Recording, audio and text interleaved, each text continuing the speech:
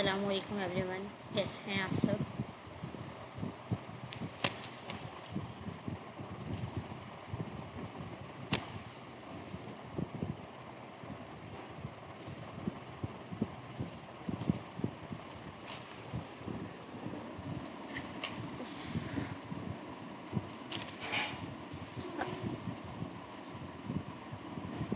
येशल इसको लगाओ। ये लो मेरा मोबाइल चार्ज पे लगाओ वहाँ पे, उससे लगाओ चार्ज पे। पहले बटन नहीं खोलना, पहले इसे चार्ज पे लगाना, फिर उसके बाद बटन खोलना।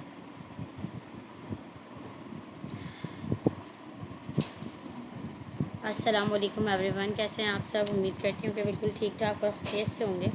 अच्छा भाई, स्ट्रीमिंग पे ना जाने की वजह जो थी वो स्ट्रीमिंग पे जो जाने की वजह थी वो यही थी कि जूम मीटिंग के अंदर ना बहुत ज़्यादा बातें हो रही होती हैं, तो उसकी वजह से फिर हमारी जो कंसंट्रेशन है ना वो डाइवर्ट होती है। तो इसलिए मैंने स्ट्रीमिंग का कहा था, इसके अलावा और कोई बात नहीं थी। चलें जी, आज हम स्टार्ट करने वाले हैं सर्जिया की रैपो। ठीक है, जो हमें बताई गई है, हमारा सिलेबस है जो हमें बताया गया है एग्ज़ाम प्रिपरेशन के लिए कि हमने स्टेप 00 से स्टेप 10 तक टपल्स तक जो है वो कंप्लीट करना है। तो आज हम वही करने वाले हैं। तो सबसे पहले एक मेन फ़ोल्डर बना लेती हूँ मैं सिलेबस के नाम का।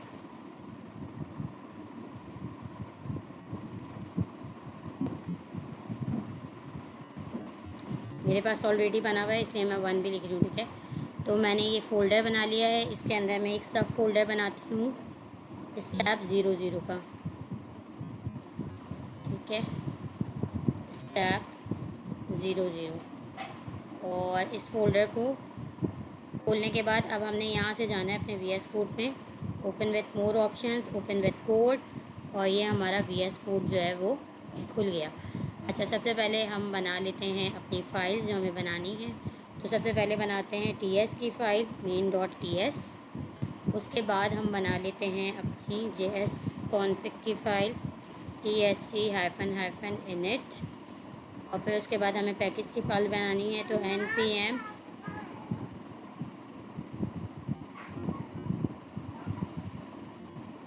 उसके बाद हम बना लेते हैं पैकेज की फ़ाइल npm init-y।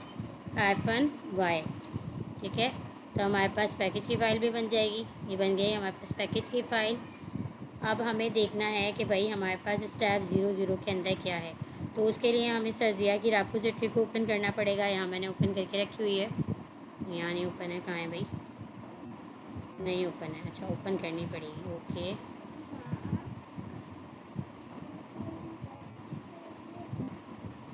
ओपन कर लेते हैं सर्जिया की रेपो। कहाँ है सर्जिया की रेपो भाई। क्रोम पे आते हैं। क्रोम पे आने के बाद हम आ जाते हैं गिटहब पे, और ये हमारे पास खुल जाएगी सर्जिया की रेपो। अच्छा भाई, तो ये हमारे पास सर्जिया की रेपो जो है ये खुल गई है। ठीक है, और सिलेबस दिखा देती हूँ कि हमें कहाँ से दिया गया है। ये दिया गया है हमें स्टेप 00 से लेके स्टेप 10 तक टपल्स तक। ठीक है, यहाँ तक हमारा जो है ये सारा हमारा सिलेबस है जो हमें कवर करना है।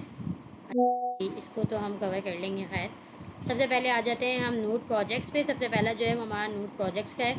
ओपन करके दिखा देती हूँ। इसके अंदर हमारे पास वो सारे प्रोजेक्ट्स हैं जो हम ऑलरेडी बना चुके हैं। ठीक है ना, जो हमने बना लिए हैं, ज़्यादातर ने बना लिए हैं। ठीक है, ये रहे आ गए हमारे पास सारे प्रोजेक्ट्स। ठीक है, ऊप माई बैंक तक के जो हमारे प्रोजेक्ट्स थे, तो इसके अंदर स्टेप नोट प्रोजेक्ट्स के अंदर तो ये पड़ा हुआ है। उसके बाद आ जाते हैं हम स्टेप 00 हेलो वर्ल्ड से लेकर हमें करना है जी। इसको हम एक काम करते हैं, कॉपी करते हैं असाइनेबिलिटी एरर तक। ठीक है, ये हमारा स्टेप 00 है। इसको हम करते हैं कॉपी, और अपने कोड के अंदर हम कर लेते हैं, इसको पेस्ट कर लेते हैं। ठीक है, वर्ल्ड के अंदर ये हमें क्या कह रहा है, तो हेलो वर्ल्ड के अंदर ये हमें सिंपल बता रहा है। सबसे पहले ये हमें इन्वायरमेंट क्रिएट करना सिखा रहा है। ठीक है, इन्वायरमेंट के अंदर क्या है भाई, नोट की इन्होंने इंस्टॉलेशन बताइए कि यहाँ से नोट इंस्टॉल करना है। फिर टाइप स्ट्रिप इंस्टॉल करने की कमांड बताई हुई है कि टाइप स्ट्रिप कैसे इंस्टॉल करनी है। फिर VS कोड की इंस्टॉलेशन बताई हुई है। फिर उसके बाद इन्होंने बताया है TS कॉन्फ़िग की फ़ाइल हम कैसे बनाते हैं। दैन फिर उसके बाद इन्होंने हमें नीचे बताया है कि पैकेज की फ़ाइल कैसे बननी है, पैकेज लॉग जेसन की फ़ाइल कैसे बननी है। ठीक है, तो ये सारी चीज़ें इन्होंने हमें बताई हुई हैं। उसके बाद इन्होंने हमें बताई हुई हैं प्रिमिटिव डेटा टाइप्स, ठीक है। ये आ गई 7 प्रिमिटिव डेटा टाइप्स जो इन्होंने हमें बताई हुई हैं। नल, अनडिफाइंड, बूलियन, स्ट्रिंग, नंबर, बिजेंट और सैम्बल, ये हमें पता है। कंपाइल करते हुए हमने चलाना है TS, और जो है रन करते हुए हमने चलाना है नोड ऐप को यूज़ करना है। तो ये सारी चीज़ें इन्होंने हमें फर्स्ट उसके अंदर बताया हुआ है। और उसके बाद इन्होंने हमें एक ये ट्यूटोरियल के लिए जो है ना वीडियो भी दी हुई है, जिसके अंदर ये सारा इन्वायरमेंट क्रिएट करवा रहे हैं, ठीक है। तो ये चीज़ें तो हमारी ऑलरेडी हुई हुई हैं। तो हमें देखना है भाई स्टेप 0.0a जेसन ऑब्जेक्ट, ठीक है। जावा स्क्रिप्ट ऑब्जेक्ट नोटेशन। जावा स्क्रिप्ट ऑब्जेक्ट नोटेशन हम किसको कहते हैं? जावा स्क्रिप्ट ऑब्जेक्ट नोटेशन क्या है हमारे पास? बेसिकली हमने जेसन ऑब्जेक्ट को देखना है। तो सबसे पहले हम यहाँ पर आ जाते हैं और जेसन ऑब्जेक्ट को देख लेते हैं भाई कि जेसन ऑब्जेक्ट हमारे पास क्या है। अच्छा, यहाँ पे मैं सबको ही कमेंट आउट कर देती हूँ, क्योंकि जैसे ही मैं कोड लिखना स्टार्ट करूँगी ना तो ये मुझे एरर देना शुरू कर देगा। तो इसको हम कर देते हैं कमेंट, अब मसला नहीं होगा। अच्छा, जेसन ऑब्जेक्ट हम चाहें तो अपनी TS की फ़ाइल के अंदर भी लिख सकते हैं, चाहें तो हम जेसन की अलग फ़ाइल भी बना सकते हैं। कैसे बना सकते हैं भाई? मैं लिखूँगी main.json और इंटर, ये मेरी बन गई जेसन की फ़ाइल। क्योंकि ये क्या है भाई, जेसन ऑब्जेक्ट जो है क्या कहते हैं, नोटेशन है। तो ऑब्जेक्ट हमारा हमेशा कर्ली ब्रेसेस के अंदर ही बनता है। तो इसके अंदर भी जो कोड लिखा जाएगा वो कर्ली ब्रेसेस के अंदर लिखा जाएगा इसके अंदर। और मतलब जेसन ऑब्जेक्ट में और नॉर्मल ऑब्जेक्ट में डिफरेंस क्या है? इसके अंदर सिर्फ और सिर्फ इतना डिफरेंस है कि जो हम नॉर्मल ऑब्जेक्ट बनाते हैं तो उसके अंदर जो हम कीज़ दे रहे होते हैं वो हमारी जो है विदाउट कोटेशन की होती हैं, और स्ट्रिंग को हम जो है वो कोटेशन में रखते हैं, वैल्यूज़ को। यानी कि अगर हम उसके अंदर कोई वैल्यू स्टोर करवा रहे हैं जो कि स्ट्रिंग है तो उसको हम कोटेशन में रखते हैं। लेकिन जब हम जेसन ऑब्जेक्ट्स में करते हैं ना तो ये क्या होता है, ये हमारे पास की और वैल्यू का पेयर होता है, और दोनों चीज़ें हम किस में लिखते हैं? कोटेशन में लिखते हैं। कैसे लिखते हैं भाई? जैसे मैंने लिख दिया यहाँ पे नेम, कॉलन लगाया, सॉरी यहाँ पे मैं सेमी कॉलन दूंगी, नहीं कॉलन दूंगी, कॉलन देके और यहाँ मैंने अपना नाम स्टोर करवा दिया, ठीक है। कॉमा लगाया सेपरेट करने के लिए। दूसरा कीवर्ड मैंने दे दिया भाई इसको एज का, ठीक है। अगेन कॉलन लगाया और बता दी मैंने एज, फिर सेपरेट करने के लिए कॉमा दिया। तीसरा कॉलन लगा, तीसरा जो है मैंने की देनी है, मैंने लिखा एनरोल, और इसको मैंने वैल्यू दे दी भाई किसकी? बूलियन की, ठीक है। इसके अंदर मैंने बूलियन स्टोर करवा दिया। अब इसके अंदर जो है हम नेस्टेड ऑब्जेक्ट भी यूज़ कर सकते हैं और नेस्टेड एरे भी यूज़ कर सकते हैं। कैसे? तो इसको करने के लिए लेट सपोज मैं अब एक की बना लेती हूँ एड्रेस की, ठीक है। मैंने एक की बना ली एड्रेस की, और मैंने बताया कि भाई ये क्या है, एक ऑब्जेक्ट है, ठीक है। इस ऑब्जेक्ट के अंदर मैंने मज़ीद दो कीज़ दे दी। एक मैंने कहा कि भाई सिटी है, और सिटी को मैंने बता दिया कि भाई ये कराची है, ठीक है। उसके बाद मैंने कहा कि भाई कंट्री भी है, तो कंट्री को मैंने बता दिया कि कंट्री कौन है भाई? पाकिस्तान है, ठीक है। तो इसको हम कहते हैं, जहाँ हम ऑब्जेक्ट के अंदर ऑब्जेक्ट यूज़ कर रहे होते हैं, इसको हम कहते हैं नेस्टेड ऑब्जेक्ट, ठीक है। अब हम इसके अंदर मैंने कहा कि हम एरे भी यूज़ कर सकते हैं। सेपरेट करने के लिए हमने अगेन कॉमा लगाया, और अब मैं एक और जो है इसके अंदर की ऐड कर रही हूँ, चॉइसेस की, ठीक है। और चॉइसेस को सॉरी चॉइसेस की नहीं, बल्कि मैं अगेन इसके अंदर ऐड करवाती हूँ हॉबीज़, ठीक है। मैंने हॉबीज़ को जो है इसके अंदर स्टोर करवाया, और हॉबीज़ के अंदर मैं क्या देने वाली हूँ, इसको मैं स्टोर करवाने वाली हूँ भाई एरे में। अच्छा, मैंने सारे ही नाम कीज़ जो है मैंने स्मॉल से दिए, तो मैंने इनको भी स्मॉल कर दिया, ठीक है। अब मैं कह रही हूँ कि भाई हॉबीज़ जो है वो मेरी एरे के अंदर आनी चाहिए। पहले हॉबी मैंने इनको दे दी रीडिंग, ठीक हो गया। दूसरी हॉबी मैंने इनको दे दी भाई कोडिंग। तीसरी हॉबी जो है वो मैं दे देती हूँ आउटिंग, और चौथी हॉबी जो है वो मैं दे देती हूँ भाई क्या? कुकिंग, ठीक है। तो इसके अंदर हम क्या स्टोर करवा सकते हैं? हम इसके अंदर एरे को भी स्टोर करवा सकते हैं, नेस्टेड ऑब्जेक्ट को भी यूज़ कर सकते हैं, और इसके अलावा कोई और डेटा टाइप देना चाहें तो वो भी दे सकते हैं। फ़र्क क्या है? फ़र्क सिर्फ इतना है कि जो हमारी कीज़ है वो भी हम कोटेशन में लिखेंगे, और जो हमारी वैल्यूज़ अगर स्ट्रिंग है तो उसे भी हम कोटेशन में लिखेंगे। सिर्फ इतना सा फ़र्क है हमारे जेसन ऑब्जेक्ट को बनाने के फॉर्मेट में। अच्छा, अब अगर ये ऑब्जेक्ट मैं यहाँ बनाना चाहूँ तो यहाँ मैं कैसे बना सकती हूँ? सिंपल एक काम करती हूँ, मैं एक टेबल बनाती हूँ लेट, मुझे यहाँ से ये हटाना पड़ेगा भाई। अच्छा, मैं लिखती हूँ लेट,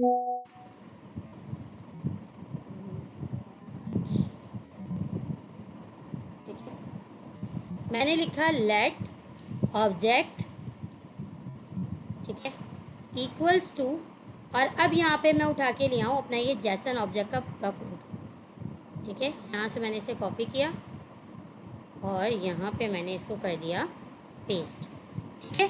तो ये मेरा जेसन ऑब्जेक्ट जो है टीएस की फ़ाइल के अंदर भी बन सकता है, हम टीएस की फ़ाइल के अंदर भी जेसन ऑब्जेक्ट को बना सकते हैं। अब अगर मुझे सिंगल इसकी कोई एक प्रॉपर्टी एक्सेस करनी है तो मैं कैसे करूँगी, तो वो मैं ऐसे एक्सेस करूँगी जैसे लेट सपोज कि मुझे प्रिंट करवाना है यहाँ पे ऑब्जेक्ट का एड्रेस, ठीक है। मैं ऑब्जेक्ट का एड्रेस प्रिंट करवाना चाह रही हूँ तो मैं क्या लिखूँगी, कंसोल डॉट लॉग, और उसके अंदर मैं लिखूँगी अपने वेरिएबल का नाम जो कि है ऑब्जेक्ट, डॉट लगा के। अब ये देखिए मैंने इसके अंदर जो जो कीज़ दी हैं, प्रॉपर्टीज़ दी हैं, ये मुझे उन सब को क्या कर रहा है, उन सब का ये मुझे बता रहा है कि भाई आप क्या क्या दे सकते हैं इसके अंदर। अब मुझे लेट सपोज एड्रेस को जो है वो एक्सेस करना है तो मैं लिखूँगी एड्रेस, ठीक है। और उसके बाद जब मैं इसको प्रिंट करवाऊँगी TSC करके कोड को कंपाइल करूँगी और नोट करके मैं अपनी फ़ाइल का नाम देके इस कोड को रन करूँगी। तो ये देखें ये मेरे पास एड्रेस का जो ऑब्जेक्ट था वो प्रिंट होकर आ गया। तो इस तरह से हम एक्सेस करते हैं अपनी इन प्रॉपर्टीज़ को, ठीक है। तो ये जो बस फ़र्क क्या होता है इसके अंदर, फ़र्क ये होता है कि इसके अंदर हम जो हमारी कीज़ होती हैं उसको भी हम कोटेशंस के अंदर लिखते हैं। अच्छा, अब जो है ये है क्या चीज़, जेसन ऑब्जेक्ट जो है ये है क्या चीज़। जेसन ऑब्जेक्ट जो है वो असल में एक जावा स्क्रिप्ट का क्या है, फॉर्मेट है। ऑब्जेक्ट लिखने का एक फॉर्मेट है, एक तरीका है। ये क्या कर रहा होता है, ये बेसिकली ऑब्जेक्ट की जो स्ट्रक्चर होता है ना, ये उसको बता रहा होता है कि भाई इसकी स्ट्रक्चर क्या है। इसके अलावा हम क्या करते हैं, इसके अंदर हम अपनी वैल्यू को जो है ना, वो जो भी हम जो की वैल्यू पेयर के ज़रिए हम अपने डेटा को किस तरह से इस तरह से स्टोर करवाते हैं कि उसको लिखना और समझना हमारे लिए बहुत ज़्यादा इजी हो जाता है। अच्छा, हम इसको यूज़ क्यों करते हैं, अब एक सवाल हमारे दिमाग में ये भी आ सकता है कि भाई जब हम ऑब्जेक्ट बना रहे हैं तो जेसन ऑब्जेक्ट की क्या ज़रूरत है, हम जेसन ऑब्जेक्ट को क्यों यूज़ कर रहे हैं। तो जेसन ऑब्जेक्ट को जो है वो यूज़ करने की जो असल वजह है वो ये है कि ये हम तब इस्तेमाल करते हैं जब हम API वगैरह का यूज़ करते हैं। जब हम API का यूज़ करते हैं, वहाँ हम रिक्वेस्ट भेजते हैं, रिस्पांस भेजते हैं, तो वहाँ से जो हमें रिस्पांस आता है ना, वो हमारे पास डेटा को समझने के लिए, बेसिकली ये समझ लें कि ये क्लाइंट और सर्वर के दरमियान जो है ना, डेटा को समझने के लिए यूज़ हो रहा होता है, ठीक है। जो डेटा हमें आ रहा होता है ना, जो वहाँ से सर्वर से हमें आ रहा होता है, क्लाइंट और दरमियान के मतलब क्लाइंट और सर्वर के दरमियान जो डेटा आ रहा होता है या जो भेजा जा रहा होता है, उसको समझने के लिए और रीडेबल बनाने के लिए जो है हम इसको यूज़ कर रहे होते हैं। ये क्या करता है, हमारे जो भी डेटा होता है उसको रीडेबल मतलब उसके अंदर जो हमारा रीडेबल होता है, इसको पढ़ना हमारे लिए आसान होता है, इसको हम आसानी से पढ़ते हैं और आसानी से समझ सकते हैं। ये तो इसलिए हमारे पास ही वहाँ पर जो है ना यूज़ हो रहा होता है। और इसको हम जो है वो कहाँ स्टोर करवा रहे होते हैं, डेटाबेस वगैरह जो है इसके अंदर वो हम स्टोर कर रहे होते हैं। तो ये हो गया हमारे पास जेसन ऑब्जेक्ट। अच्छा, उसके बाद हमारे पास आ जाते हैं एरर। एरर की बात कर लेते हैं, तो क्योंकि हमारे पास नाम से ही ज़ाहिर है सिंटैक्स एरर। सिंटैक्स एरर मतलब ये वो एरर जो कि हम लिखने में गलतियाँ करते हैं, लिखने में गलतियाँ करके जो हमारे पास एरर आ रहे होते हैं उनको हम कहते हैं सिंटैक्स एरर, ठीक है। जैसे कि लेट सपोज मैंने यहाँ, मुझे पता है कि भाई लेट का कीवर्ड जो है उसके अंदर एक टी आता है, मैं यहाँ डबल टी लिख दूँ, ठीक है। Let my name is equals to Rabia. अब यहाँ पे क्या होगा भाई, ये मुझे एरर देगा। क्यों एरर देगा, क्योंकि लेट नाम का तो कोई भी कीवर्ड है ही नहीं, ठीक है ना। लेट नाम का तो डबल टी वाले लेट नाम का तो कोई भी कीवर्ड नहीं है। ये मुझे क्या करेगा, एक मैसेज देगा। इस मैसेज के अंदर ये मुझे बताएगा कि भाई अननोन कीवर्ड और identifier, did you mean let, क्या आप लेट लिखना चाहते हैं, क्योंकि इस नाम का तो कोई भी आइडेंटिफायर नहीं है, ठीक है ना, ना कोई कीवर्ड है। जैसे ही मैं इसकी वैल्यू को ठीक करूँगी, जैसे ही मैं इसकी स्पेलिंग को ठीक करूँगी तो ये मेरे पास ठीक हो जाएगा, ठीक है। तो ये हमारे पास जो एरर, सिंटैक्स एरर हमारे पास आ क्यों रहे होते हैं, सबसे पहले जो आते हैं वो आते हैं हमारे पास स्पेलिंग मिस्टेक की वजह से, जिसके अंदर हम क्या कर रहे होते हैं, स्पेलिंग मिस्टेक कर रहे होते हैं, ठीक है।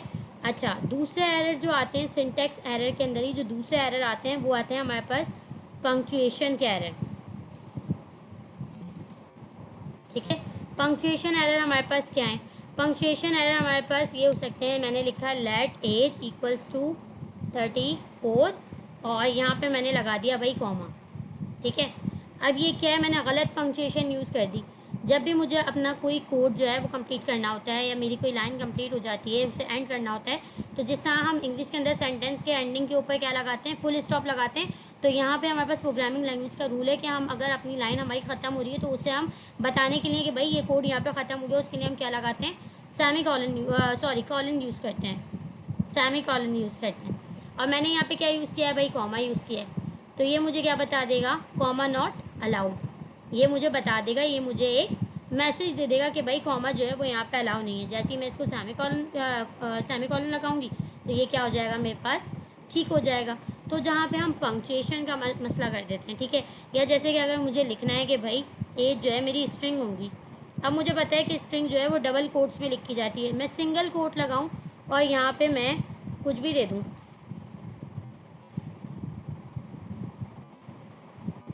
तो भी ये मुझे क्या दे देगा, एरर दे देगा और बता देगा कि भाई यहाँ पे जो है कुछ ना कुछ आपने मिसिंग की हुई, ठीक है। तो ये होते हैं हमारे पास पंक्चुएशन मिस्टेक, जहाँ पे हम पंक्चुएशन के अंदर जो हमारे पास पंक्चुएशंस होती हैं हम उसके अंदर कॉलन, सेमी कॉलन, कॉमा, इसके अंदर जो है हम गलतियाँ कर रहे होते हैं, वो होते हैं हमारे पास पंक्चुएशन एरर, ठीक है। तो इसको मैं ये करके बता देती हूँ ताकि समझ में आ जाए। तीसरे जो आते हैं हमारे पास वो किसकी वजह से आते हैं, वो आते हैं हमारे पास ब्रैकेट्स के एरर। ब्रैकेट मिस्टेक जब आप कर रहे होते हैं, आप लोगों को याद होगा कि जब हम इंक्वायरर के थ्रू क्या बना रहे थे, अपने प्रोजेक्ट्स बना रहे थे, तो उसके अंदर हम क्या कर रहे थे, एक ही एरे के अंदर मल्टीपल ऑब्जेक्ट्स को हम यूज़ कर रहे थे, कंडीशन यूज़ कर रहे थे।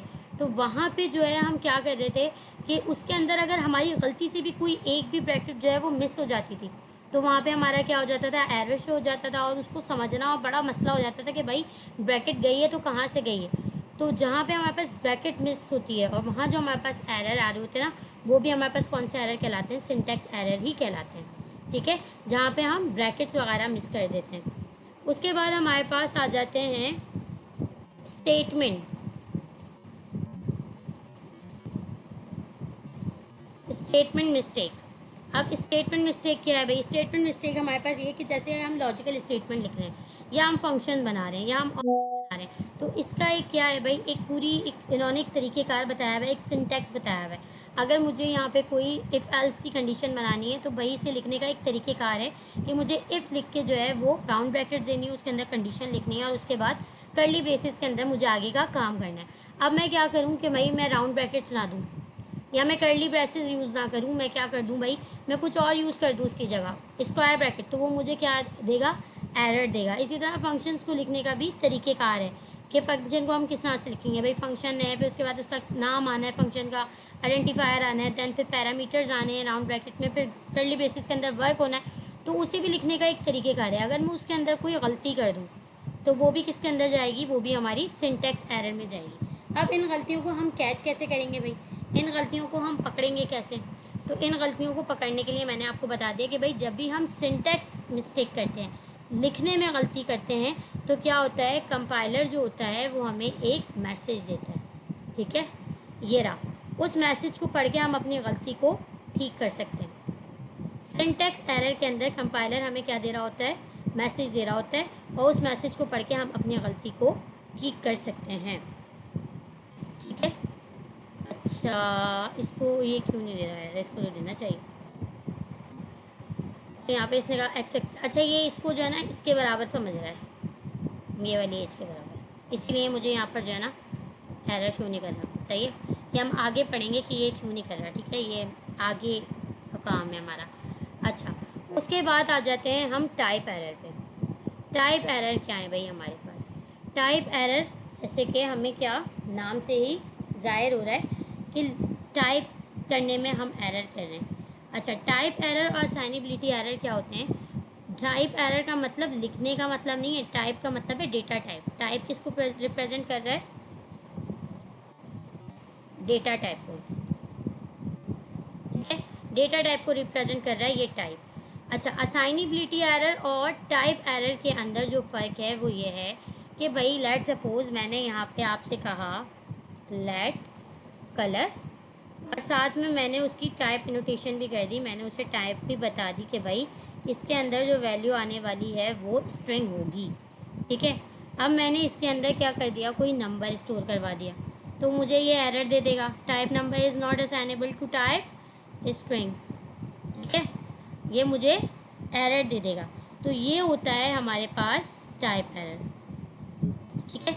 अच्छा, इस क्यों आया ये, टाइप की वजह से आया। क्यों भाई, क्योंकि मैंने टाइप दे दी थी और मैंने फिर दूसरी टाइप इसके अंदर स्टोर करवाई, तो इसने मुझे एरर दे दिया कि type number is not assignable to type string, data type की वजह से आया। अब समझते हैं असाइनेबिलिटी एरर। असाइनेबिलिटी एरर क्या है, मैंने कहा लेट, और यहाँ मैं दे देती हूँ कार इक्वल्स टू टोयोटा, ठीक है। आगे मैं अब इसको रीअसाइन करवाती हूँ, तो ये मुझे क्या दे देगा भाई, एरर दे देगा। यहाँ पे भी ये मुझे यही एरर दे रहा है, type number is not assignable to type string. यहाँ पे ये मुझे एरर दे रहा है। समझ में आने वाली बात है कि भाई यहाँ पे तो मैंने इसे अपनी टाइप बताई है कि ये टाइप है, तो इसलिए मुझे एरर दे रहा है। यहाँ तो मैंने इसे कोई टाइप ही नहीं बताई, तो फिर ये मुझे क्यों एरर दे रहा है। तो ये मुझे क्यों, जब हम कोई भी डेटा टाइप नहीं देते किसी वेरिएबल को, जब हम कोई डेटा टाइप नहीं देते लेकिन उसके अंदर हम वैल्यू स्टोर करवा देते हैं, तो क्योंकि टाइप स्क्रिप्ट स्मार्ट होती है तो वो क्या करती है, इन्फर कर लेती है, ठीक है। इन्फेरेंस की वजह से अब इसने खुद से इन्फर कर लिया कि भाई मैंने इसके अंदर स्ट्रिंग स्टोर करवाया है, तो अब इसकी डेटा टाइप क्या हो गई, स्ट्रिंग। अगर मैं इसके ऊपर ओवर करूँ तो ये देखें, ये मुझे बता रहा है कि कार की डेटा टाइप क्या है, स्ट्रिंग है। क्यों है, क्योंकि मैंने इसके अंदर स्ट्रिंग को स्टोर करवाया है, तो इसने ये खुद से इन्फर कर लिया। अब अगर मैं इसके अंदर कुछ और डेटा टाइप स्टोर करवाना चाहूँगी तो ये मुझे क्या दे देगा, एरर देगा। इसको हम कहते हैं असाइनेबिलिटी एरर, ठीक है। ये कहलाता है हमारे पास असाइनेबिलिटी एरर। अच्छा, इन दोनों में दोनों की दोनों जो है किसके ऊपर बेस करती हैं, डेटा टाइप के ऊपर बेस करती हैं, ठीक है। दोनों का जो काम है और दोनों तकरीबन सेम है, सही है ना। डेटा टाइप एरर और असाइनेबिलिटी एरर जो है वो दोनों ही सेम है, बस इसके अंदर जो छोटा सा डिफरेंस है वो क्या है, वो छोटा सा डिफरेंस इसके अंदर यही है कि मतलब ये जो है ना टाइप एनोटेशन के बाद एरर दे रही होती है और ये टाइप इन्फर कर लेती है खुद से, और दूसरी कोई टाइप जो है वो टाइप इसके अंदर असाइन नहीं करवाने देती।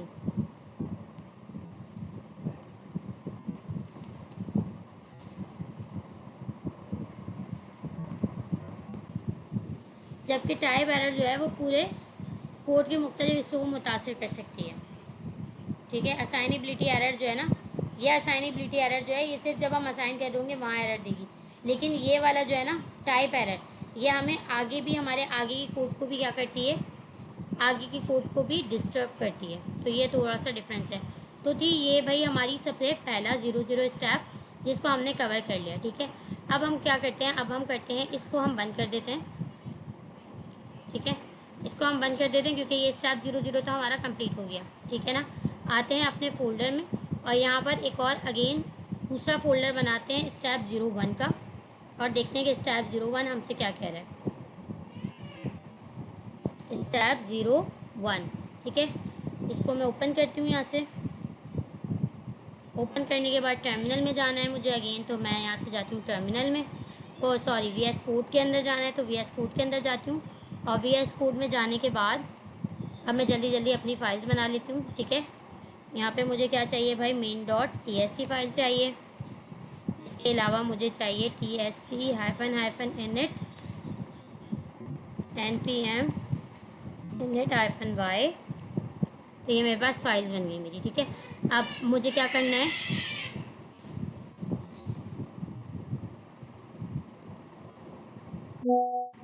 आके देख लेते हैं भाई हमारे पास स्टेप 01 में क्या है। स्टेप 01 हमसे क्या कह रहा है भाई, स्टेप 01 ये रहा। स्टेप 01 में हमारे पास है स्ट्रॉन्ग टाइपिंग, ठीक है। ये जस्ट हमें एक ही टॉपिक दे रहा है, स्ट्रॉन्ग टाइपिंग। इसको भी हम खोल के भी देखते हैं कि ये हमसे क्या कह रहा है, ठीक है। लेकिन हम इसके साथ बाकी चीज़ों को भी देखेंगे।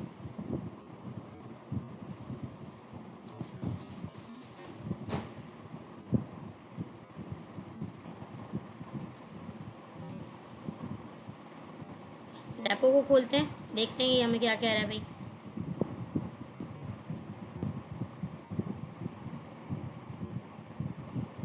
स्ट्रॉन्ग टाइपिंग के अंदर ही हमें बता रहा है कि भाई हम क्या करते हैं। जैसे ये हमने यहाँ पे दे दी भाई, एनी दे दी हमने एक स्ट्रॉन्ग टाइप, ठीक है। उसके अलावा हमने यहाँ पे क्या कर दी, टाइप इनोटेशन कर रहे हैं हम। यहाँ पे हमने बता दिया कि भाई नाम जो है, माय नेम जो है वो स्ट्रिंग होगा। इसके अलावा यहाँ पे हमने टाइप इनोटेशन नहीं की है, ठीक है। क्यों? क्योंकि ये खुद से इन्फर कर रहा है टाइप स्ट्रिंग। क्यों इन्फर कर रहा है? क्योंकि यहाँ पे मैंने स्ट्रिंग को जो है वो करवाया हुआ है, स्टोर करवाया हुआ है। उसके बाद यहाँ पे भी मैंने क्या दिए भाई, पैरामीटर के अंदर टाइप एनोटेशन की हुई है। इसको हम टाइप एनोटेशन भी कहते हैं, ठीक है, टाइप देने को।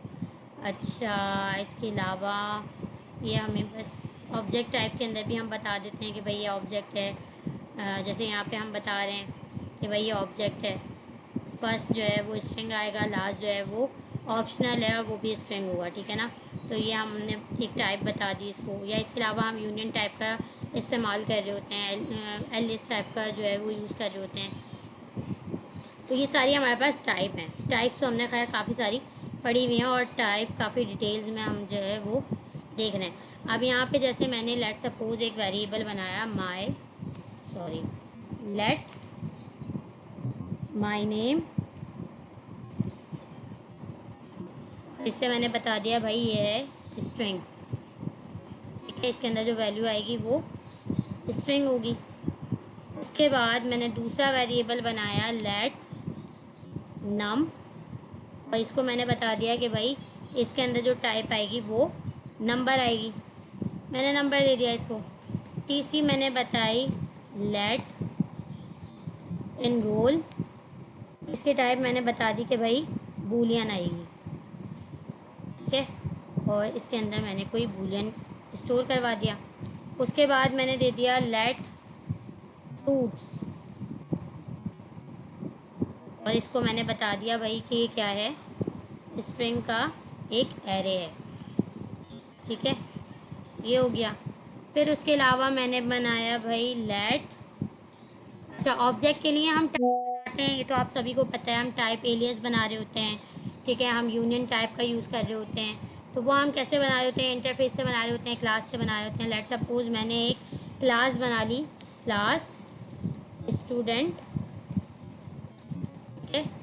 और उसको मैंने बता दिया, क्लास मैंने बनाई एक स्टूडेंट, और उसके अंदर मैंने बताया भाई कि नेम जो है वो स्ट्रिंग होगा। अच्छा कॉमा नहीं आता इसमें, सॉरी, वो आता है कॉलन आता है। अच्छा, सेकंड में मैंने कहा भाई लास्ट जो है वो भी स्ट्रिंग होगा। ये मुझे एरर दे रहा है, सेमी कॉलन आना है, क्या हो गया भाई? क्लास में कुछ भी नहीं आना होता।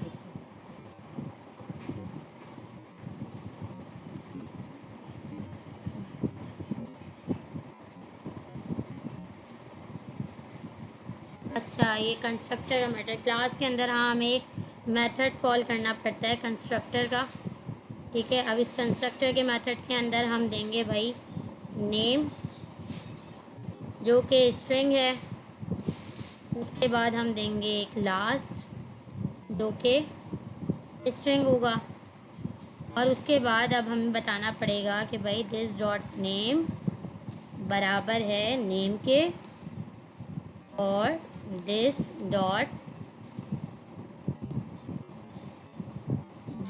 डॉट लास्ट बराबर है लास्ट के।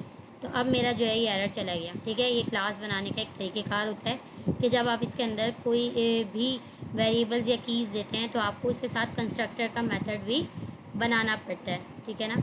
तो अब मैं यहाँ पे देना चाहूँ भाई, मैं एक स्टूडेंट का वेरिएबल बनाऊँ लेट स्टूडेंट, और इसको क्लास दे दूँ मैं, इसको मैं टाइप दे दूँ अपनी इस क्लास की, ठीक है। तो क्या होगा, अब मुझे ये बताएगा भाई आपको नेम चाहिए, नेम आपने स्ट्रिंग में देना है, ठीक है। और आपने लास्ट नेम भी देना है, तो लास्ट नेम भी आपने स्ट्रिंग में देना है। जैसे ही मैं इसकी वैल्यू दे दूँगी तो मेरा ये एरर चला जाएगा, ठीक है। या फिर हम इंटरफेस बनाते हैं। इंटरफेस हम कैसे बनाते हैं? इंटरफेस लेट सपोज मैं बना लेती हूँ कलर का,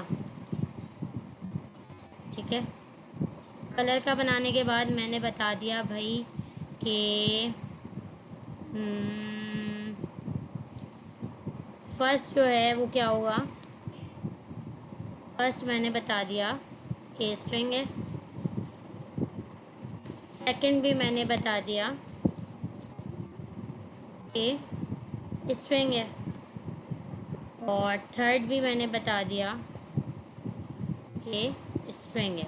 ठीक है, अब ये सारी चीज़ें, ये मैंने इंटरफेस बना दिया। अब मैं इस इंटरफेस को यूज़ करूँ, कैसे यूज़ करूँ, मैं बनाऊँ भाई लेट कलर का एक वेरिएबल, और उसके अंदर मैं अपना ये इंटरफेस दे दूँ कलर। अब जब मैं इसको कॉल करूँगी, सॉरी जब मैं इसको असाइन करूँगी, तो ये मुझे पहले फर्स्ट देगा भाई, फर्स्ट मुझे देना पड़ेगा, मैंने कह दिया रेड है। सेकंड देना पड़ेगा, मैंने कह दिया, सॉरी कॉलन लगाने हैं, कॉलन आएगा क्योंकि ये ऑब्जेक्ट्स है ना हमारे पास, मैंने कह दिया ग्रीन है। उसके बाद हमें थर्ड देना है, थर्ड में मैंने कह दिया कि भाई येलो है। ठीक है, तो ये हमारे पास हमने इंटरफेस को यूज़ कर लिया। ठीक है ना, एक और टाइप हमारे पास होती है टाइप एलियस, जो कि हमने कहाँ बनाई है, ये बनाई है हमने ऊपर स्टूडेंट की। ये तो खैर हमने क्लास बनाई है, हम एक टाइप भी बनाते हैं। टाइप हम कैसे बनाते हैं, हमने लिखा लेट सपोज हम फंक्शन की टाइप बना लेते हैं F1, और इसको हम बता देते हैं कि F1 जो है वो बराबर होगी किसके, एरो साइन, और आगे हम लिखेंगे वाइट। ठीक है, तो ये हमने फंक्शन की क्लास बता दी, हमने बता दिया भाई फंक्शन है। अब मैंने फंक्शन की टाइप बना दी। अब तो ये हम ऐसे जो है वो हम फंक्शन की टाइप बना लेते हैं। इसी तरह हम टाइप एलियस का भी यूज़ करते हैं, टाइप एलियस लिखते हैं, हम टाइप बनाते हैं लेट सपोज हम टीचर की। ठीक है, और इसको हम बताते हैं कि भाई टीचर के अंदर क्या क्या होगा, नेम होगा, स्ट्रिंग, एज होगी, नंबर, और एक्सपीरियंस होगा, वो भी होगा नंबर। ठीक है, तो अब यहाँ पे ये हमने टाइप बना ली। टाइप एनोटेशन हम किसे कहते हैं, ये देखिए हमने टाइप कितनी तरह की बना ली। एक हमने ये फंक्शन की टाइप बनाई F1, एक हमने ये टीचर की टाइप बनाई, एक हमने ये कलर की जो है वो इंटरफेस बनाया, यानी कलर की एक टाइप बनाई। ठीक है, इसके अलावा हमने एक जो है वो स्टूडेंट की टाइप बनाई। इसके अलावा हमारे पास जो है वो प्रिमिटिव नॉन प्रिमिटिव की भी टाइप्स होती हैं। ठीक है ना, तो ये आ गई हमारे पास स्ट्रिंग, नंबर, बूलियन, एरे की टाइप होती है, ऑब्जेक्ट की टाइप होती है, जिसके अंदर हम बताते हैं कि भाई ये एक ऑब्जेक्ट है। तो ये जो होती है ना, जहाँ पे हम ये टाइप को एनोटेट कर देते हैं, बता देते हैं, एनोटेशन कर देते हैं, ये कहलाती है हमारे पास स्ट्रॉन्ग टाइपिंग। इससे हमारा कोड क्या हो जाता है, स्ट्रॉन्ग हो जाता है, यानी कि एरर आने के जो चांसेस होते हैं वो बहुत ज़्यादा कम हो जाते हैं। इसको हम कहते हैं स्ट्रॉन्ग टाइपिंग। ठीक है, और ये जो है ये हमारे पास मुख्तलिफ तरीके हैं टाइप बनाने के। टाइप एलियस हम क्यों यूज़ करते हैं, जब हम अपनी मर्ज़ी की टाइप बनाना चाहते हैं, कोई इंटरफेस बनाना चाहते हैं, कोई ब्लूप्रिंट बनाना चाहते हैं किसी चीज़ का। लेट सपोज़ कि मुझे मैंने एक टाइप बना ली टीचर की, अब मुझे 10 टीचर हैं जिनकी मुझे क्या करनी है, इंफॉर्मेशन जो है वो स्टोर करनी है। तो वहाँ पे मुझे अब 10 मरतबा इसको लिखने की ज़रूरत नहीं पड़ेगी, बस मैं क्या करूँगी, टीचर 1 करके लिखूँगी और उसे मैं टीचर की टाइप दे दूँगी, और उसके अंदर ये वाली प्रॉपर्टीज़ सारी खुद ब खुद आ जाएंगी। इसी तरह कलर के अंदर अगर मुझे 10 जगह जो है कलर स्टोर करवाने, फर्स्ट सेकंड थर्ड, भले उनकी वैल्यू कुछ भी हो, लेकिन मुझे क्या है 3 ही कलर स्टोर करवाने, तो उसके अंदर मैं इस टाइप को आसानी से यूज़ कर लूँगी। इसी तरह इस इंटरफेस को, कलर के इंटरफेस को यूज़ कर सकती हूँ। अगर मुझे 10 स्टूडेंट्स की या मल्टीपल स्टूडेंट्स की इन्फॉर्मेशन चाहिए और हर स्टूडेंट का मुझे फर्स्ट और लास्ट नेम चाहिए, तो उसके अंदर मैं ये स्टूडेंट का जो मैंने इंटरफेस बनाया है या क्लास बनाई है, मैं इसको यूज़ कर सकती हूँ। तो ये कहलाती है हमारे पास वो टाइप जो हम खुद से क्रिएट कर रहे होते हैं। और ये टाइप हमारे पास वो होती हैं जो बिल्ट इन होती हैं, यानी कि जो खुद से बिल्ट हुई होती हैं। स्ट्रिंग हमें पता है कि भाई टेक्स्ट फॉर्मेट को हम स्ट्रिंग कहते हैं, नंबर को हम नंबर कहते हैं, ट्रू फॉल्स को हम बूलियन कहते हैं। मल्टीपल अगर चीज़ें हमें स्टोर करवानी है तो वो हम एरे में स्टोर करवाएंगे, नॉन प्रिमिटिव। इसी तरह ये हमारे पास फंक्शंस की टाइप आ गई। ठीक है ना, ये हमारे पास फंक्शंस होते हैं, ये भी हमारे पास नॉन प्रिमिटिव है। ऑब्जेक्ट की भी टाइप बन सकती है। तो ये जहाँ पे हम इनोटेट कर देते हैं, बता देते हैं, ये कहलाती है हमारे पास स्ट्रॉन्ग टाइपिंग। ठीक है, अब हमारे पास वो वेरिएबल्स होते हैं जिनकी कोई टाइप नहीं होती। ठीक है, उसको हम क्या कहते हैं, जिनकी हम टाइप इनोटेट नहीं करते, उन्हें हम क्या कह रहे होते हैं, इम्प्लीसिटली टाइप। ये कौन से वेरिएबल होते हैं? ये हमारे पास कौन से वेरिएबल होते हैं? ये वो वेरिएबल होते हैं जिनकी हम टाइप नहीं देते। जैसे कि इसको हम क्या कह सकते हैं? मैंने कहा लेट, आगे मैं कौन सा वेरिएबल बना सकती हूँ? वेजिटेबल, ठीक है। और इसको मैंने क्या किया? मैंने एक नाम दे दिया भाई, टोमेटो, ठीक है। वेजिटेबल का मैंने एक वेरिएबल बनाया और उसको मैंने नाम दे दिया टोमेटो। इसको मैंने कोई भी डेटा टाइप नहीं दी, ठीक है। इसको मैंने कोई भी डेटा टाइप नहीं दी, लेकिन इसके बाद ये क्या कर रहा है? तो ये वाले जो होते हैं जिनको हम टाइप एनोटेशन नहीं देते, ये कहलाते हैं हमारे पास इम्प्लिसिटली टाइप, यानी कि जिनकी हमने टाइप डिक्लेयर नहीं की होती या जिनकी हमने टाइप नहीं बताई हुई होती। इनोटेट नहीं करते कि उस वेरिएबल को हम कौन सी टाइप देने वाले हैं। और जिनको हम कोई सी भी टाइप नहीं दे रहे होते ना, उनका क्या होता है? अब लेट सपोज मैं यहाँ पे टोमेटो ना दूँ, मैं क्या करूँ? मैं इसको खाली छोड़ दूँ, ठीक है। मैंने एक वेरिएबल बनाया लेट वेजिटेबल का, और उसको मैंने कोई भी टाइप नहीं दी। जब मैं इसको कोई भी टाइप नहीं दूंगी ना, टाइप स्क्रिप्ट खुद से इसको कौन सी टाइप दे देगा? एनी टाइप दे देगा। देखिए मैं ओवर करूँगी, ये मुझे क्या बताएगा कि इसकी टाइप क्या है? एनी है, यानी कि कोई भी हो सकती है इसकी वैल्यू। अब क्यों? क्योंकि मैंने इसके अंदर कोई भी वैल्यू जो है वो असाइन नहीं करवाई। अब मैं क्या करूँ? अब मैं अगर इसको रीअसाइन, यानी कि अब मैं इसके अंदर अगर अपनी वैल्यू जो है वो पुट करना चाहूँ, तो मैंने इसको अगर फर्स्ट में मैंने इसको दे दिया टोमेटो, ये मुझे कोई भी एरर नहीं देगा, ठीक है। क्यों? क्योंकि अब इसकी जो टाइप है वो क्या हो चुकी है? एनी हो चुकी है। इसकी खुद से इसने जो है वो कर ली, इन्फर कर ली कि भाई इसकी कौन सी टाइप है? एनी है। क्यों? क्योंकि मैंने ना तो इसके अंदर कोई वैल्यू असाइन करवाई है और ना ही मैंने इसको कोई टाइप दी है, तो इसलिए इसने खुद से इसको टाइप दे दी इस वेरिएबल को एनी। अब मैं इसके अंदर कुछ भी स्टोर करवाऊँ, ये मुझे एरर नहीं देगा। फर्स्ट में मैंने इसके अंदर वेजिटेबल को स्टोर करवा दिया, यानी स्ट्रिंग को स्टोर करवा दिया। अब अगर मैं स्टोर करवाऊँ इसके अंदर नंबर, तो भी ये मुझे कोई एरर नहीं देगा। इसके बाद अगर मैं इसके अंदर स्टोर करवाऊँ कोई बूलियन, ठीक है, ट्रू या फॉल्स, तो भी ये मुझे कोई एरर नहीं देगा। इवन अगर मैं इसके अंदर कोई एरे भी स्टोर करवाना चाहूँगी ना, तो ये मुझे उसमें भी कोई भी जो है वो एरर नहीं देगा। मैं इसके अंदर कोई भी आप वैल्यू स्टोर करवा सकती हूँ। मैं इसको अगर ऑब्जेक्ट देना चाहूँ तो मैं इसको ऑब्जेक्ट भी बना सकती हूँ, मैं इसको एरे भी बना सकती हूँ, और अगर मैं इसको कोई फंक्शन बनाना चाहूँ तो मैं इसको फंक्शंस भी बना सकती हूँ।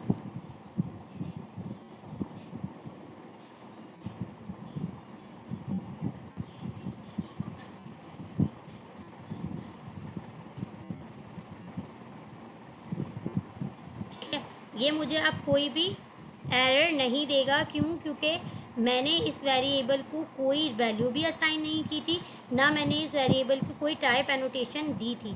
मैंने इसको कोई टाइप एनोटेशन नहीं दी थी, इसलिए इसने खुद से क्या इन्फर कर लिया कि इस वेरिएबल की डेटा टाइप इसने क्या इन्फर कर ली? एनी इन्फर कर ली कि अब इसकी डेटा टाइप इसने खुद से इसको एनी डेटा टाइप दी थी। यानी कि अब इस वेरिएबल में कुछ भी आ सकता है, आप कुछ भी स्टोर करवा सकते हैं। कुछ भी में आप ऑब्जेक्ट भी स्टोर करवा सकते हैं, फंक्शन भी स्टोर करवा सकते हैं, एरे भी, बूलियन भी, नंबर भी और स्ट्रिंग भी। अगर कुछ और भी आप स्टोर करवाना चाहें तो आप वो भी स्टोर इसके अंदर करवा सकते हैं। तो ये होती है हमारे पास इम्प्लिसिटली टाइप। अच्छा, उसके बाद एक होती है हमारे पास टाइप इन्फेरेंस। टाइप इन्फेरेंस हमारे पास क्या है? टाइप इन्फेरेंस हमारे पास ये है कि मैंने कहा let child is equals to Yashal, ठीक है। मैंने यहाँ पे क्या किया है? मैंने यहाँ पर कोई भी डेटा टाइप नहीं दी है। मैंने एक वेरिएबल बनाया चाइल्ड का और मैंने उसके अंदर कोई भी डेटा टाइप नहीं दी है, लेकिन मैंने क्या कर दी है? उसके अंदर वैल्यू जो है वो असाइन कर दी है। अब जब मैंने इसके अंदर वैल्यू असाइन कर दी है, अब मैं इसको अगर रीअसाइन करना चाहूँ तो क्या ये मुझे रीअसाइन करने देगी? अगर मैं इसको रीअसाइन करना चाहूँ किसी स्ट्रिंग के साथ तो ये मुझे कोई एरर नहीं देगी। लेकिन अगर मैं इसको रीअसाइन करना चाहूँ किसी नंबर के साथ तो ये मुझे क्या देगी? एरर देगी। क्या देगी? Type number is not assignable to type string. मैंने तो इसको बताया ही नहीं कि इसकी टाइप स्ट्रिंग है, तो फिर इसकी टाइप स्ट्रिंग कैसे हो गई? इसकी टाइप इसकी स्ट्रिंग हो गई क्योंकि इसने खुद से इस वैल्यू को देखते हुए इन्फर कर ली कि इसकी डेटा टाइप स्ट्रिंग है। अगर इसको मैं फर्स्ट टाइम में कोई नंबर स्टोर करवाऊँगी तो ये क्या इन्फर कर लेगा? इसकी डेटा टाइप को नंबर इन्फर कर लेगा। अगर मैं इसके अंदर कोई बूलियन स्टोर करवाऊँगी तो ये क्या ले लेगा, ये बोलेगा कि भाई इसकी डेटा टाइप बूलियन है। अगर मैं इसके अंदर कोई एरे स्टोर करवाऊँगी तो ये इसकी डेटा टाइप एनी, यानी कि एरे एनी एरे। क्यों? क्योंकि मैंने यहाँ बताया नहीं है कि एरे किस चीज़ का है, लेकिन देखिए ये डेटा टाइप में बता रहा है कि ये एरे ही है। ठीक है, तो ये इसकी डेटा टाइप एरे इन्फर कर लेगा। अगर मैं इसे ऑब्जेक्ट दूंगी तो इसकी डेटा टाइप ये ऑब्जेक्ट इन्फर कर लेगा। तो जहाँ पे हम वैल्यू कोई भी वेरिएबल बनाएं और उसके साथ उसकी डेटा टाइप ना दें, लेकिन उसके अंदर उसकी वैल्यू को असाइन करवा दें, तो जो भी वैल्यू हम असाइन करवाते हैं टाइप स्क्रिप्ट इन्फर कर लेता है उसी वैल्यू को, इस वेरिएबल उस वैल्यू को देखते हुए, उस वैल्यू की डेटा टाइप को देखते हुए इस वेरिएबल की टाइप को इन्फर कर लेता है। इसको कहते हैं हम टाइप इन्फर या टाइप इन्फ्रेंस। ठीक है, ये छोटा सा डिफरेंस है टाइप इन्फ्रेंस और इम्प्लिसिटली टाइप के अंदर। इम्प्लिसिटली टाइप जहाँ पे हम वेरिएबल बनाएं, कोई टाइप ना दें, साथ में कोई वैल्यू भी असाइन ना करें, तो फिर ये खुद से क्या इन्फर करता है, एनी टाइप इन्फर करता है। फिर आप इसके अंदर कुछ भी स्टोर करवाएं, कुछ भी रीअसाइन करवाएं, ये आपको कोई भी एरर नहीं देगा। लेकिन जहाँ पे आप वेरिएबल के साथ वैल्यू भी असाइन कर देते हैं, भले आपने कोई टाइप एनोटेशन दी हो या ना दी हो, लेकिन जब आपने वैल्यू असाइन कर दी तो वो फिर उस वैल्यू को देखते हुए उस टाइप को इसके साथ इन्फर कर देता है। इसको हम कहते हैं टाइप इन्फ्रेंस। तो ये था हमारा स्टेप 01 जो कि कंप्लीट हो गया। स्टेप 01 में इसके अलावा और कुछ भी नहीं है। दिखा देती हूँ आपको, ये रहा हमारा कोड। ठीक है, स्ट्रॉन्ग, बस इसके अंदर जो इन्होंने स्ट्रॉन्गली टाइप ही दिया हुआ है, बाकी और चीज़ जो है ना, और एक ये टाइप इन्फ्रेंस दिया हुआ है। ठीक है, यहाँ पे देखिए टाइप इन्फ्रेंस हो रही है और यहाँ पे टाइप स्ट्रॉन्गली टाइप हो रही है कि यहाँ पे ये बता रहे कि एक की जो है डेटा टाइप वो स्ट्रिंग है, और यहाँ पे ये कुछ बता नहीं रहे, लेकिन फिर भी इन्होंने सिर्फ वैल्यू को असाइन करवा दिया और उसने क्या किया है, ई को खुद से इन्फर कर लिया कि इसकी डेटा टाइप स्ट्रिंग है। तो जस्ट यही था हमारे पास स्टेप 01 में। उसके बाद आ जाते हैं हम स्टेप 02 के अंदर। तो एक और हम यहाँ पे बना लेते हैं अपना फोल्डर स्टेप 02 का।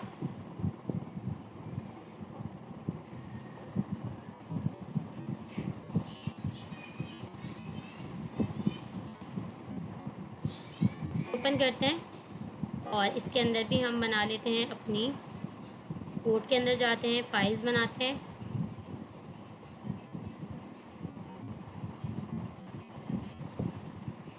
सबसे पहले मेन डॉट ts की फ़ाइल, उसके बाद esc-init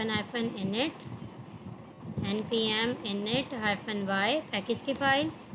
और अब हम देखते हैं कि हमारे पास कॉन्स्ट और वॉर में क्या कहा जा रहा है। कॉन्स्ट और वॉर के अंदर हमसे कहा जा रहा है, तो सॉरी, कॉन्स्ट और लेट वेरिएबल डिक्लेरेशन, बस सिर्फ यही है इसके अंदर। ठीक है, वेरिएबल डिक्लेरेशन है, कुछ भी नहीं है इसके अलावा, और सिर्फ डिक्लेयर करना बताया हुआ है। कोड को भी देख लेते हैं कि कोड के अंदर क्या है। बस इन्होंने वेरिएबल को डिक्लेयर करवाया हुआ है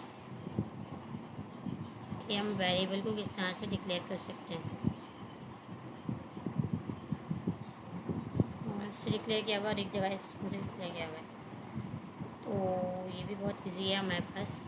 काम करते हैं, आ जाते हैं यहाँ पे कोड में लिख देते हैं भाई, बड़ा करते हैं पहले, कॉन्स्ट लेट। अच्छा, ये तो हमें सभी को पता है। वॉर जो है, वो वॉर को हम इसके अंदर यूज़ नहीं करते टाइप स्क्रिप्ट के अंदर। टाइप स्क्रिप्ट के अंदर हम कॉन्स्ट और लेट को यूज़ करते हैं। वॉर जो है वो यूज़ होता है उसके अंदर जावा स्क्रिप्ट के अंदर। ठीक है, जावा स्क्रिप्ट के अंदर वॉर यूज़ हो रहा होता है, जबकि टाइप स्क्रिप्ट के अंदर हम लेट और कॉन्स्ट को यूज़ करते हैं।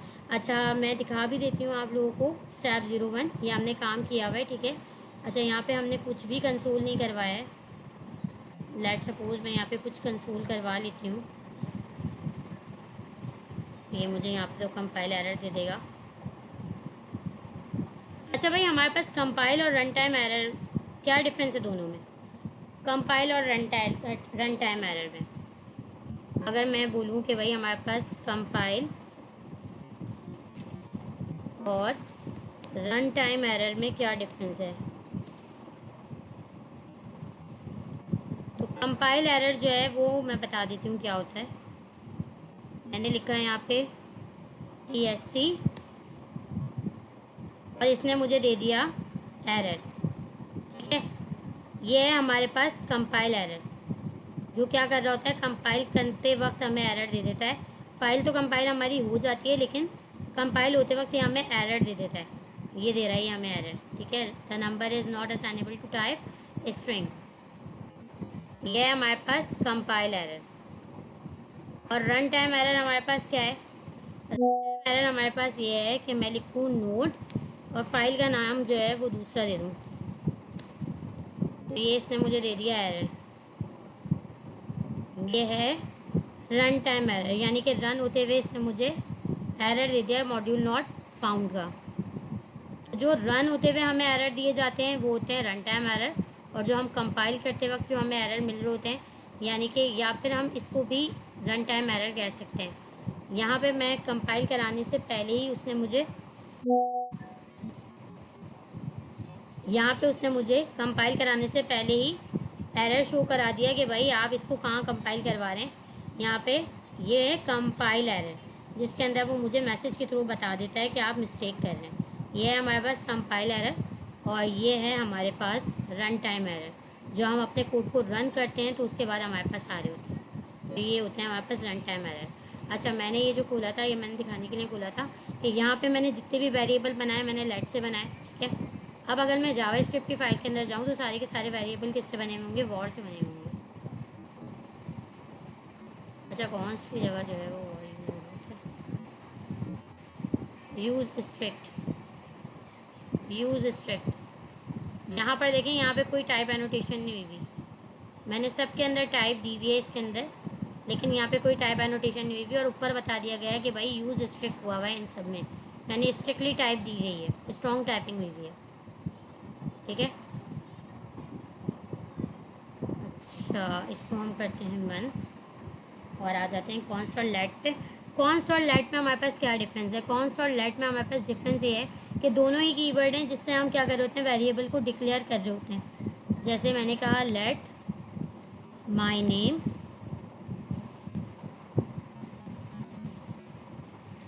Is equals to,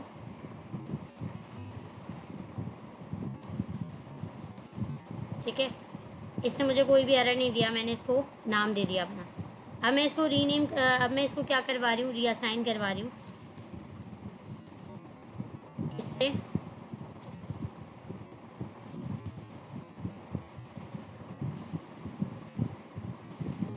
Yashal Khan, इसने मुझे कोई भी एरर नहीं दिया और इसने वैल्यू को आराम से जो है वो रीअसाइन होने दिया। लेट जो है वो ये परमिशन देता है, ये कहता है, लेट का जो कॉन्सेप्ट है वो ये कहता है कि भाई ये जो होते हैं हमारे पास वेरिएबल्स, ये तो आप सबको ही पता है कि हमारे पास लाइका कंटेनर्स होते हैं, इसके अंदर हम अपनी इन्फॉर्मेशन को क्या करवा रहे होते हैं, स्टोर करवा रहे होते हैं। अब इन कंटेनर्स के अंदर लेट का कीवर्ड ये कहता है कि मैं डब्बे का नाम तो यूज़ नहीं करने दूंगा, यानी कि एक डब्बे के एक नाम के ज़्यादा डब्बे तो नहीं हो सकते, लेकिन हाँ मैं इस चीज़ की इजाज़त दे सकता हूँ कि अगर आप एक डब्बे के अंदर एक वक्त में कपड़े रख रहे हैं, तो जब आपकी कपड़ों की ज़रूरत ख़त्म हो जाए तो आप उस डब्बे के अंदर कपड़ों को हटा के उसके अंदर कुछ और रखना चाहें तो आप वो रख सकते हैं। मैं आपको इस चीज़ की इजाज़त दूंगा, लेकिन इस चीज़ की इजाज़त नहीं दूंगा कि आप एक ही नाम के बहुत सारे डब्बे बना लें। ठीक है, तो लेट जो है वो री डिक्लेयर नहीं होता लेकिन रीअसाइन हो जाता है, जबकि कॉन्स्ट क्या करता है, कॉन्स्ट जो है वो ये कहता है कि ना तो मैं री डिक्लेयर होऊंगा ना ही रीअसाइन होऊंगा। कॉन्स्ट को हम वहाँ यूज़ करते हैं जहाँ पे चीज़ें हमारे पास कॉन्स्टेंट होती हैं। ठीक है, जैसे मैंने कहा let balance is equals to कुछ भी। ठीक है, उसके बाद मैंने इसको रीअसाइन करवाना चाहा, क्योंकि भाई बैलेंस तो कभी भी कांस्टेंट नहीं होता ना। बैलेंस जब भी हमारे जो अकाउंट्स होते हैं, उन अकाउंट्स के अंदर जो हमारा बैलेंस होता है उसके अंदर कभी इंक्रीमेंट होता है और कभी डिक्रीमेंट होता है, कभी हमारा बैलेंस बढ़ता है और कभी हमारा बैलेंस घटता भी है। तो इसके अंदर अगर मैं इसे रीअसाइन करूँ अपने बैलेंस को, तो ये मुझे कोई भी एरर नहीं देगा। क्यों? क्योंकि लेट जो है वो मुझे इस चीज़ की इजाज़त देता है कि आप वैल्यू को रीअसाइन कर सकते हैं, लेकिन कॉन्स जो होता है ना वो हमें रीअसाइन करने की भी इजाज़त नहीं देता। वो हमें कहता है कि ना तो मैं री डिक्लेयर करने दूंगा और ना ही मैं रीअसाइन करने दूंगा। अब हमारे पास जो अकाउंट नंबर होते हैं वो हमारे पास कांस्टेंट होते हैं। अमाउंट हमारे पास क्या होता है, कांस्टेंट नहीं होता, बढ़ता और घटता है। लेकिन अकाउंट नंबर जो होता है वो हमारा कांस्टेंट होता है। इसी तरह हमारे जो पासवर्ड होता है वो हमारा क्या होता है, कांस्टेंट। पासवर्ड को जो है वो हम चेंज कर देते हैं, ठीक है। लेकिन जो हमारी आईडी होती है वो क्या होती है, कांस्टेंट होती है। आईडी को हम चेंज नहीं करते, हम किसको चेंज कर रहे होते हैं, अपने पासवर्ड को चेंज कर रहे होते हैं। तो अगर मुझे यहाँ पे अपनी आईडी का वो बनाना है तो आईडी को मैं किस में स्टोर करवाऊंगी, कांस्टेंट में, जो कि कांस्टेंट होगी यानी कॉन्स्ट से। और पासवर्ड को मैं किस में असाइन करवाऊंगी, लेट में, जिसे मैं चेंज कर सकती हूँ बाद में अगर मुझे ज़रूरत पड़े तो मैं उसे चेंज कर सकती हूँ। अगर मैं पासवर्ड को भी कॉन्स्ट से करवा दूँ तो क्या होगा, वो कांस्टेंट हो जाएगा। फिर अगर आगे जाके कभी ऐसा होता है कि मैं पासवर्ड भूल जाती हूँ और मैं उसे दोबारा से रीअसाइन करना चाहूँ या उसे चेंज करना चाहूँ तो मैं वो नहीं कर सकती। तो ये डिफरेंस होता है लेट और कॉन्स्ट में। बस यही था स्टेप 02 डिक्लेरेशन जिसके अंदर बताई जा रही होती है। अच्छा, ये लेट और कॉन्स्ट हर चीज़ के अंदर वर्क करता है, ठीक है। जैसे यहाँ पे मैं सिंपल प्रिमिटिव टाइप को यूज़ कर रही हूँ, इसी तरह नॉन प्रिमिटिव डेटा टाइप को भी हम यूज़ करते हैं एरे के अंदर, ऑब्जेक्ट्स के अंदर। लेट जो है हर जगह हमें रीअसाइन होने की सहूलत देता है, लेकिन कॉन्स्ट जो होता है वो किसी भी चीज़ के अंदर हमें जो है रीअसाइन करने की सहूलत नहीं दे रहा होता है। ये डिफरेंस होता है हमारे पास लेट और कॉन्स्ट में। उम्मीद करती हूँ कि आप लोगों को ये कॉन्सेप्ट जो है अच्छी तरह से क्लियर हो गए होंगे। हमारे स्टेप 00, 01 और 02 तीन टॉपिक जो हैं, 3 स्टेप हमने जो है वो आज की वीडियोज़ के अंदर कवर कर लिए हैं। इंशाल्लाह कल की वीडियो में हम आगे के जो है स्टेप 03 मॉड्यूल है हमारा, वो थोड़ा डीप कॉन्सेप्ट है, उसको ज़रा डीप में हम समझेंगे, तो उसको इंशाल्लाह हम कल कवर करेंगे। और अगर और मज़ीद स्टेप 4 पे भी जा सकेंगे तो फिर हम कोशिश करेंगे कि स्टेप 4 को भी देख लें। अच्छा, स्टेप 4 में हमारे पास क्या है, स्टेप 3 हमारा बड़ा है, तो कल की क्लास में शायद हम जो है वो स्टेप 3 को ही कवर करें। स्टेप 3 के अंदर हमारे पास 4 चीज़ें आ रही हैं, ठीक है। मॉड्यूल आ रहे हैं, इकमा स्क्रिप्ट आ रही है, इम्पोर्ट इंक्वायरर आ रहा है, चौक आ रहा है, ये सारी चीज़ें आ रही हैं। तो यहाँ पे जो है ना फिर हम कल इंशाल्लाह स्टेप 3 को अपने कवर करेंगे। फ़िलहाल के लिए अभी जो है यहीं पे ख़त्म करते हैं क्लास को। अपना ख्याल रखिएगा, वीडियो अच्छी लगे तो लाइक करना और चैनल को सब्सक्राइब करना मत भूलिएगा। अल्लाह हाफ़िज़।